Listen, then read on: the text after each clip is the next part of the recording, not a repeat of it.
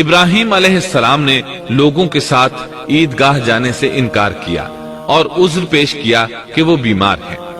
وہ لوگ آپ کو چھوڑ کر چلے گئے۔ بعد میں ابراہیم علیہ السلام ان بتوں کے پاس گئے، دیکھا کہ ان کے سامنے کھانا پڑا ہے۔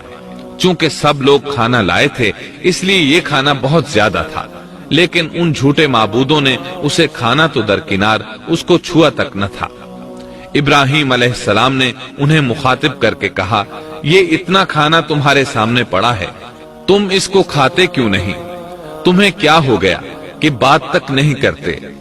پھر پوری قوت سے دائیں ہاتھ سے کلہاڑا مار کر ان کے ٹکڑے ٹکڑے کر دیے، لیکن بڑے بت کو چھوڑ دیا تاکہ سب اسی کی طرف رجوع کریں۔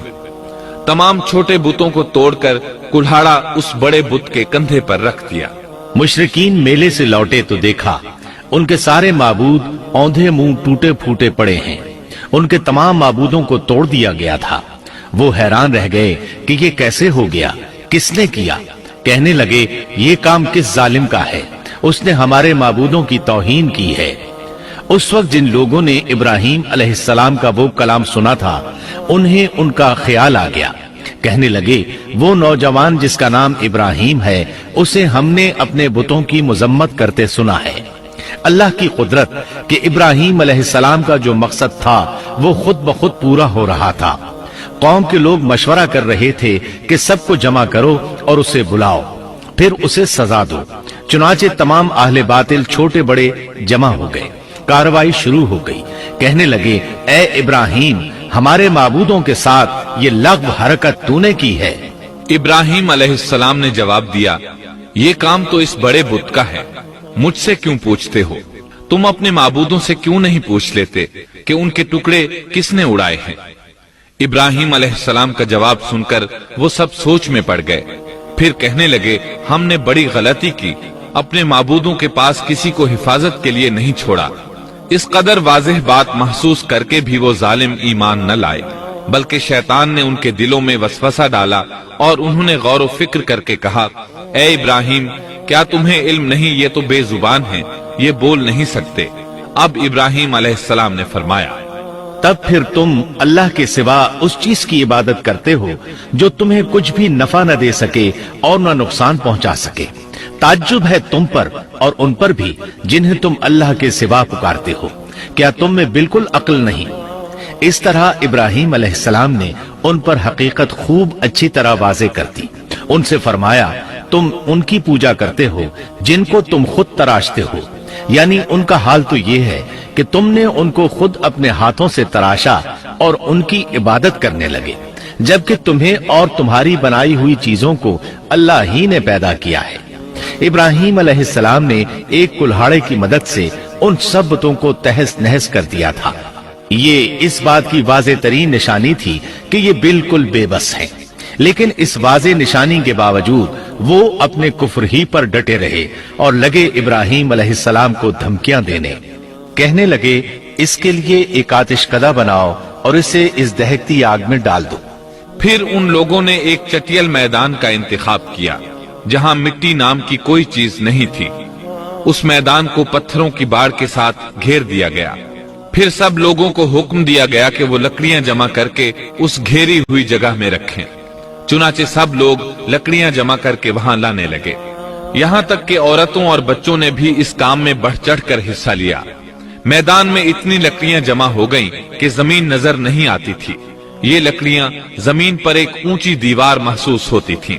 پھر ان لکڑیوں کو آگ لگائی گئی۔ جب آگ کے شعلے آسمان سے باتیں کرنے لگے تو انہوں نے ابراہیم علیہ السلام کو آگ میں ڈالنے کے لیے ایک جھولا تیار کیا۔ اس میں سیدنا ابراہیم علیہ السلام کو رکھا گیا۔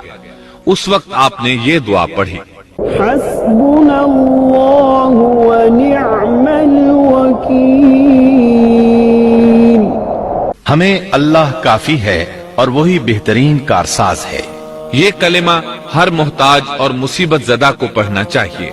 بخاری میں ہے، رسول اللہ صلی اللہ علیہ وسلم نے فرمایا، حسبنا اللہ و نعم الوکیل ابراہیم علیہ السلام نے اس وقت فرمایا تھا جب انہیں آگ میں پھینکا جانے لگا تھا۔